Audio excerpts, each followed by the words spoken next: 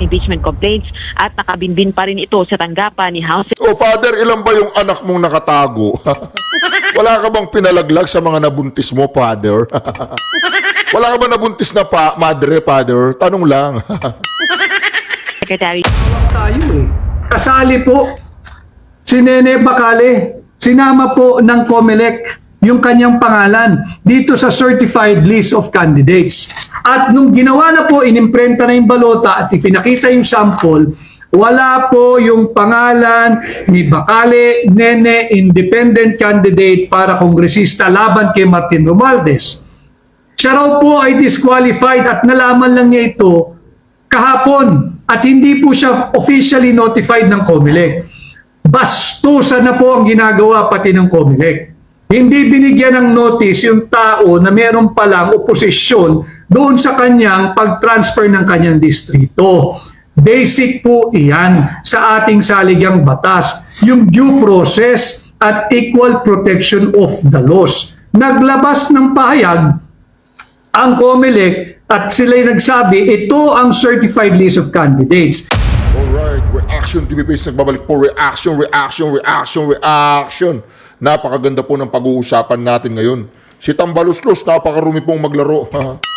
Napakaruming maglaro ni Tambaluslos. Baboy kang maglaro, Tamba. Pantagin po ninyo yan, ha. Wala na namang kalaban si Tamba doon sa First District of Leyte.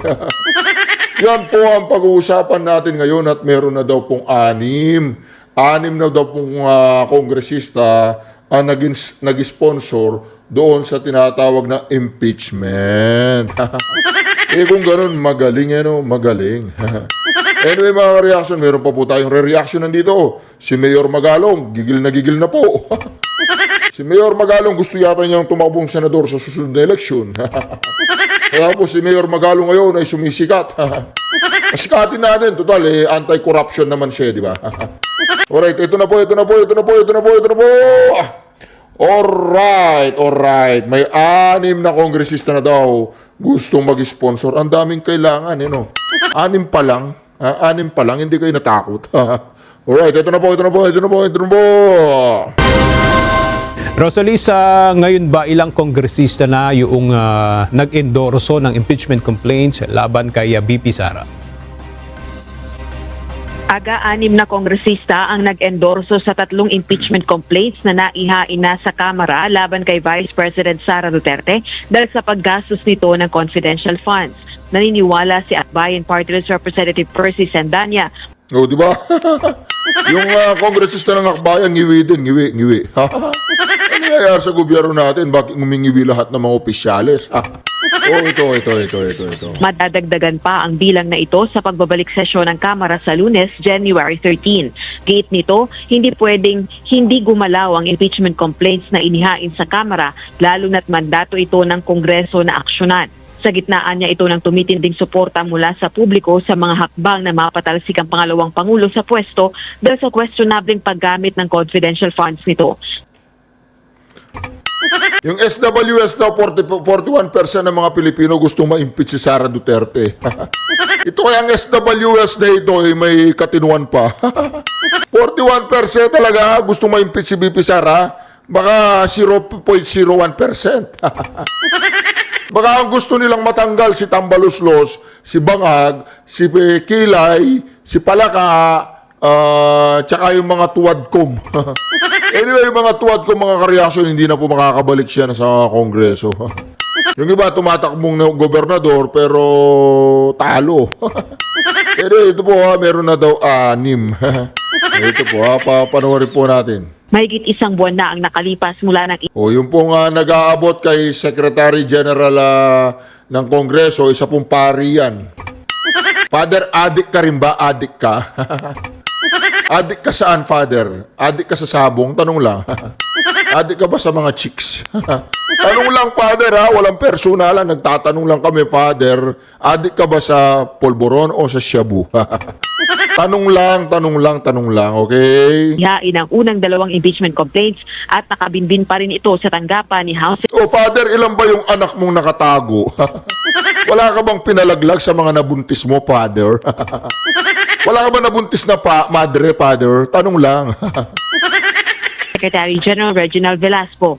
Pakinggan natin ang pahayag ni Akbayan Party List Representative Sendanya. O, di ba? Hindi na napagod si Velasco sa kakaabot, sa kakakuha ng mga papeles ng mga komunistang terorista. Ayan, kakaabot, kakabigay ng papeles. Ayan, oo. Hindi na napagod, tingnan mo. Oo. Oo, di ba? Wala, astig, ang dami yung interview nito pa. Tignan natin, di ba? Takpan nyo na lang po mga mata ninyo kung ayaw nyo makita yung pagmumukha nito. Hindi pwedeng hindi gumalaw. It's incumbent upon the leadership of the House to take action at to give a fair attention to this impeachment complaint kasi yan ang nandoon sa Constitution at nandoon sa ating rules sa mababang kapulungan. Grabe ka naman, sir, ha? Meron ka bang alam na ganyan-ganyan? Kailangan talaga gumalaw. Yung yung bibig mo, bakit kalahati hindi gumagalaw? Anong problema niyan? Ayon naman kay Velasco, humingi sa kanya ng sapat na oras ang ilang kongresista upang mapag-aralan ng mga impeachment complaint na inihain para makapagdesisyon na rin kung mag-e-endorso ng isa sa mga reklamong ito. Nabanggit din itong verified na ng legal department ng kanyang tanggapan ang tatlong inihaing impeachment complaints at maaari nang ma-transmit sa Office of the Speaker. No. Ano pang iniintay mo, Velasco? I-transmit mo na, ibigay mo na kay Tambaluslos yan para magkaalaman na. Diba gusto nyo ma-impeach si VP Sara Duterte? O impeach ninyo! Magsisimula kami sa January 13. Ang pagtitipon ay nationwide. Nationwide po ang pagtitipon. Ay, hindi lang mga iglesia yan. Maraming sasama dyan na non-iglesia. Baka mas marami pa nga yung mga hindi iglesyang nandyan eh. Ang mga iglesia po ang nag-initiate dyan, di ba? Nire-respeto at sinasaluduan po natin sila. Na di umano ay sang-ayon sila sa gusto ni Bangag na hindi siya pabor sa impeachment, pero nagkakaroon ng impeachment. Ibig sabihin, usapang Bangag lang yun. Walang usapang matino yun, usapang Bangag lang. Balik sa'yo, Aga. Maraming salamat, Rosalie Coz. O di ba? Ang pinakamaduming maglaro sa mga politician na nakilala ko, at hindi ko siya kakilala, hindi niya ako kakilala, sa narinig ko, pangalang Tambaluslos.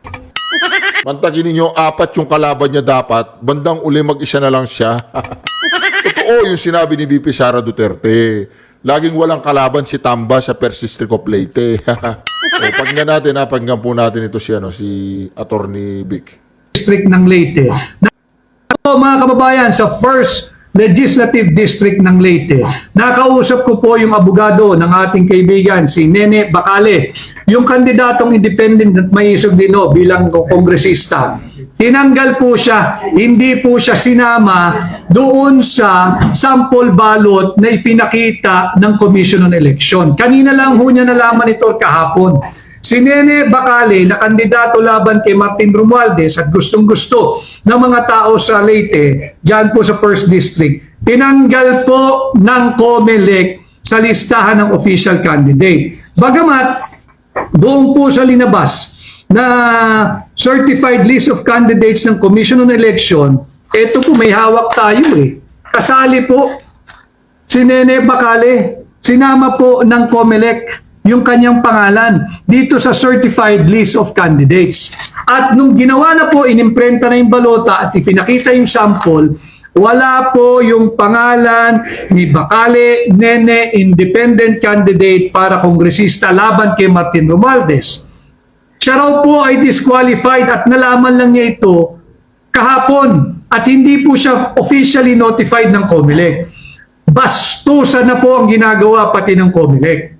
Hindi binigyan ng notice yung tao na meron palang oposisyon doon sa kanyang pag-transfer ng kanyang distrito. Basic po iyan sa ating saligang batas, yung due process at equal protection of the laws. Naglabas ng pahayag ang COMELEC at sila'y nagsabi, ito ang certified list of candidates. Kasali po si Nene Bacale, kandidato for congresswoman, kalaban ni Martin Romualdez. Hindi po talaga marunong lumaban ng malinis at patas ang ating mga nagpapahirap sa bansa. Tinanggal po nila si Nene Bacale bilang opisyal na kandidato ayon sa COMELEC. Ito po ay violation ng kanyang right to due process and equal protection of the laws. I had a brief talk with her lawyer. I told him, Nene Bacale is in good hands legally. Just pursue all the available legal remedy. Kinakailangan maisama si Bacale, Nene, dyan sa balota sapagkat karapatan po hindi na ni Nene yung ating right of suffrage ng bawat Pilipino na pumili kung sino yung gusto nilang iboto. Bakit ba hindi kayo marunong lumaban ng patas? Lahat ng pandaraya ay ginagawa ninyo, hindi pa man nagsisimula ang kampanya. Bakit itong COMELEC patuloy din pinapaboran ang baluktot na administrasyon ni Bongbong Marcos at yung mga kandidato nila? Patunay. Humingi po at binigyan ng exemption ng COMELEC yung AKAP, yung AIX at kung ano-anong ayuda pa. Pwede raw pong mamigay. Bakit hindi ninyo patapusin ang kampanyahan bago nyo ituloy yung AKAP, yung AIX? Anyway, yung 40s, yung conditional cash transfer, tuloy-tuloy naman yan Pero yung unconditional, unmitigated, and unlimited cash transfer na nagiging dahilan kung bakit tumataas yung ating inflation at yung hanay ng mga tamad, yan dapat tinigil muna ng COMELEC. Obvious naman, nagpapagamit ang COMELEC at yan ang ating dapat bantayan. Yun! Isa pong dahilan yan mga ka-reaction kaya si Attorney Vic Rodriguez kailangan maisama sa ating mga senatorial candidates. Nararamdaman po natin ang kanyang sinseridad. Paglaban po dito sa Bongbong Marcos administration, hindi na po niya tinawag na presidente. Kaya gustong-gusto ko pong naririnig ang kanyang tono ng kanyang pananalita.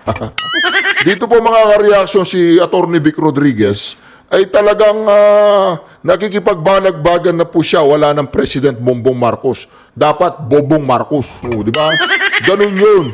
Tama po ang sinabi po ni Senator Attorney Vic Rodriguez na kung saan mga ka-reaction, yan lang naman ang gusto nating marinig sa kanya.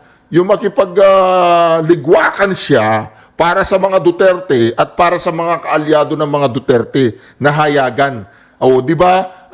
Gusto ko lang ma-request kay Senator Attorney Vic Rodriguez ay dapat nakipagdikit ka na sa PDP laban. Para sureball na yung ibang nagdadalawang isip dyan na iboto si Vic Rodriguez na mga PDP laban.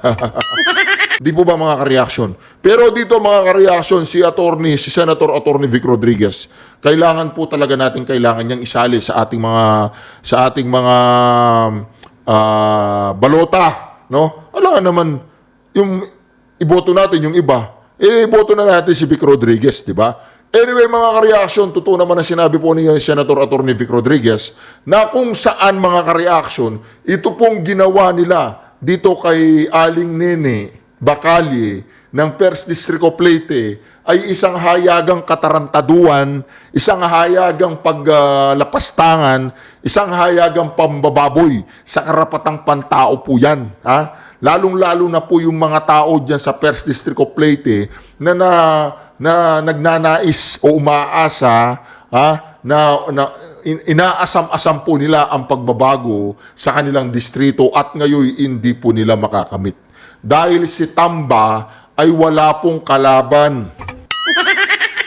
Mananalo po si Tamba na walang kalaban. Mantakin mo, Tamba, sa buong buhay mo, hindi ka pa lumaban ng patas. Di ba? Sa bagay, palagay ko, walang hiya ka na talaga. Sa palagay ko, yung kawalang hiyahan mo, Tamba, ay sagad na sa buto.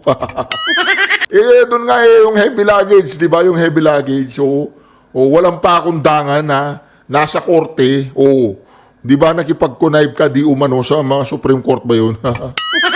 Pero dito mga ka-reaction, makikita po natin dito, kawawa po yung mga tao sa 1st District of Leyte.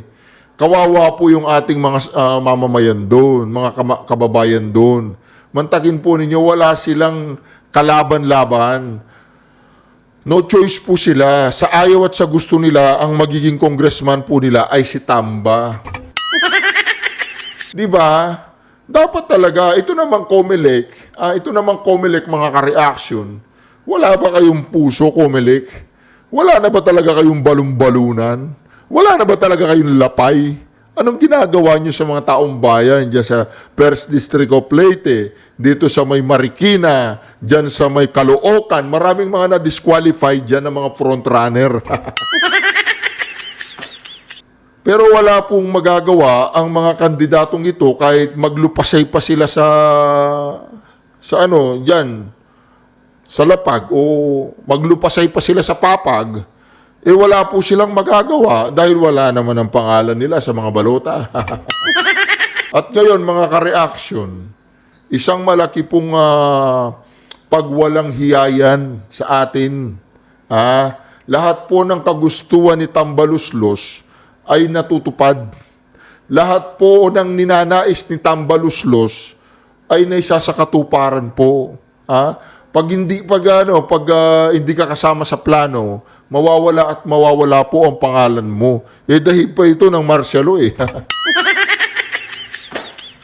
Di po ba mga ka-reaction? Kaya dito yung impeachment na yan, matutuloy ang impeachment na yan. Umaasa si Tamba na matatanggal si VP Sara Duterte. Baka hindi pa nakita ni Tamba ang mas grabe sa nangyari kay Marcos Sr. at mangyayari kay Marcos Jr. kasama si Palaka at saka si Tamba ng 3 beses kasalimuot.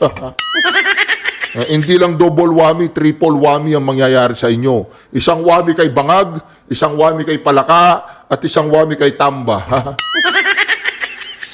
Kaya mga ka-reaction, wag po tayong titigil. Wag po tayong tumigil at patuloy po ang laban na ito. Ang laban na ito ay para sa kinabukasan ng ating bayan, para sa kinabukasan ng ating mga anak, at umaasa tayo na mapipigilan at least may matitira pang pondo ang ating gobyerno o kahit liliit lamang, hindi gaano lalaki ang utang natin. Pero sa nakikita po natin, 3 taon pa pong ganito ito, ay wala na. Marami na pong mamamatay sa kalsada na nakadilat ang mata na ganyan. Alright, mga ka-reaction, maraming salamat muli sa pagsama ninyo sa ating reaction video. Huwag po ninyong kalimutan mag-subscribe, i-like at i-share ang ating video. Huwag po ninyong kalimutan mag-subscribe, i-like at i-share ang ating video. Duterte! Duterte! Duterte! Syukran. Naku po. Dapat talaga maisama si Aling Nena.